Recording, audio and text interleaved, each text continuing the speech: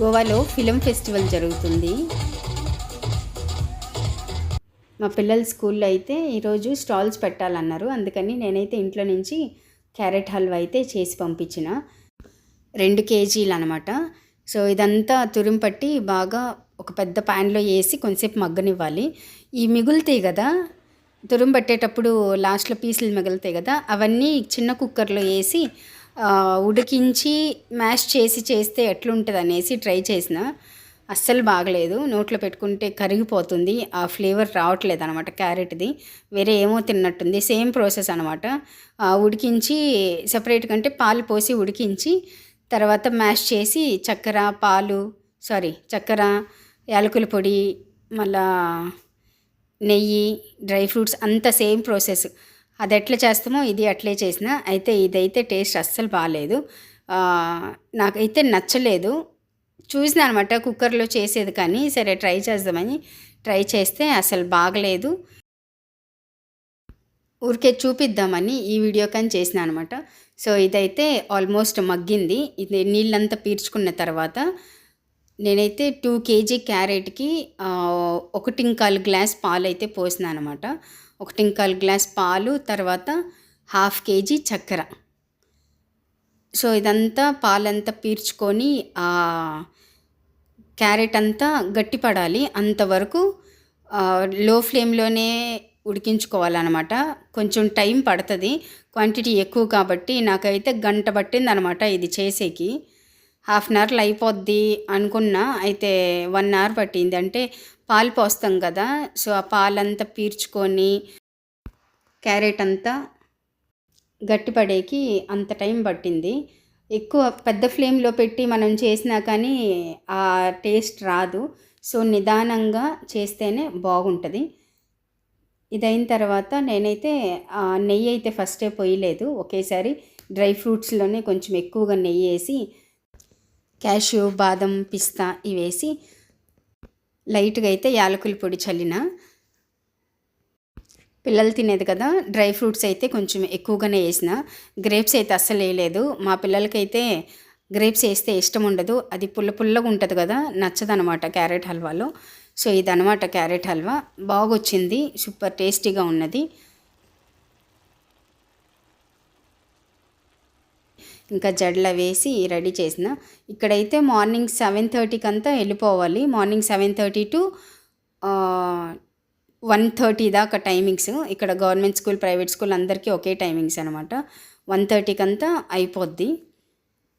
So ఇదైన తర్వాత packing అయితే చేసినాం అనమాట. ఇక్కడ నేనైతే లెమన్ జ్యూస్, తర్వాత చిక్కీ, ఇంకా కొన్ని డెకరేటివ్ ఐటమ్స్, అంటే స్టాల్ డెకరేట్ చేసాకంట, తర్వాత హల్వా తినేకి కప్పులు, స్పూన్స్, ఇవన్నీ అయితే ప్యాకింగ్ అయిపోయింది. ప్యాకింగ్ అయిన తర్వాత ఇంకా బయలుదేరినాం అనమాట.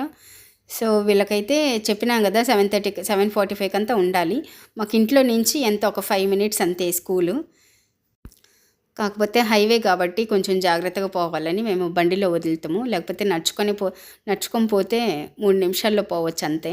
సో బ్యాగులంతా పిచ్చి వెయిట్ కదా, సో అందుకని వెహికల్ అయితే వదిలేసి వస్తామన్నమాట రోజు. ఇదనమాట. ఇక్కడి నుంచి స్కూల్ అయితే చూపిస్తారండి. గోవాలో అయితే ప్రశాంతంగా ఉంటుంది అనమాట, ట్రాఫిక్ ఉండదు, తర్వాత రోడ్లు బాగుంటాయి. పొద్దున్నే కదా చల్లగా, ఇప్పుడు మంచు కురుస్తుంది, ఈ వాతావరణం అయితే ఇంకా సూపర్గా ఉంటుంది అనమాట. ఒక 9 గంటల దాకా ఇట్లే ఉంటుంది, తర్వాత స్టార్ట్ అవుద్ది ఇంకా ఎండ, భరించలేనంత ఎండ అనమాట. ఇప్పుడైతే వచ్చేసినాం స్కూల్ దగ్గరికి. మ్యూజిక్ అంతా జోరుగా వినిపిస్తుంది ఇక్కడికి.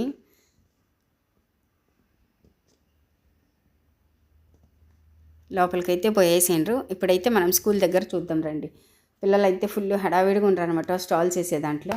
సో వీళ్ళని వదిలేసి నేనైతే రిటర్న్ వచ్చి బ్రేక్ఫాస్ట్ చేసుకొని కొంచెం బయట చేపలు తీస్తామని, ఇక్కడ మాకు బీచ్కి దగ్గరలో అమ్ముతుంటారు అనమాట. రోడ్ సైడ్ అప్పుడే ఫ్రెష్గా పట్టుకొని వచ్చి అక్కడ అమ్ముతుంటారు. మేమైతే ఇక్కడ బాంగ్డా అయితే తీసుకున్నాము, 200 రూపీస్ అంట. 10 చేపలేమో వచ్చినాయి. అంటే మీడియం సైజ్ చేపలు. వీళ్ళ దగ్గర ఇంకా వెరైటీస్ ఉంటాయి కానీ అయితే తెలియదు కదా ఏ ఏ చేప ఎట్లెట్లుంటుందని.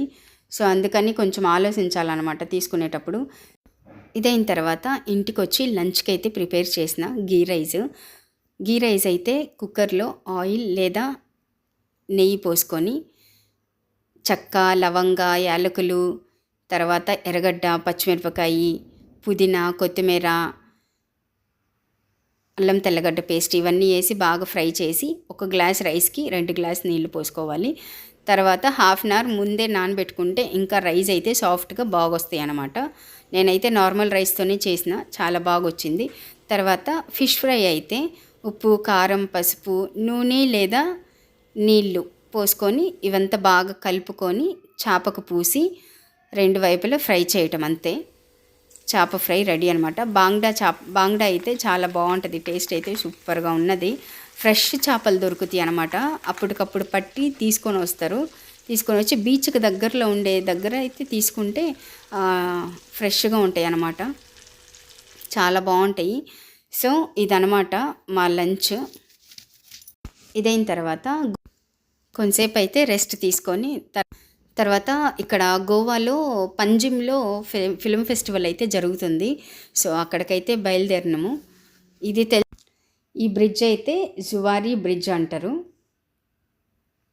దగ్గర అయితే ఆగి అక్కడ ఆమ్లెట్ పావ్ అంట.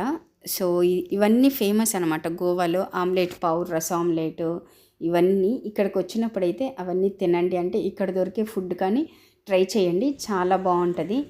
ఏం లేదు, పావు అంటే బ్రెడ్, ఆ బ్రెడ్ లోపల అంటే బన్ను లోపల చికెన్ గ్రేవీ వేసి తర్వాత ఆమ్లెట్ అయితే పెట్టిస్తారనమాట.